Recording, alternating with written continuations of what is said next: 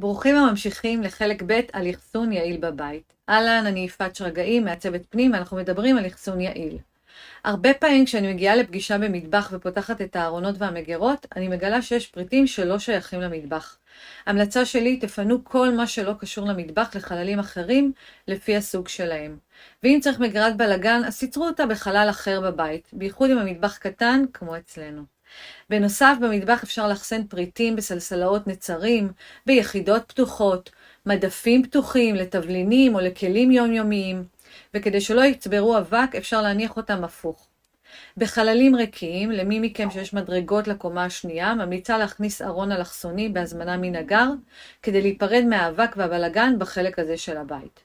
בחדר הילדים, פריטים שמסתובבים ללא שימוש, תאחסנו או תתרמו.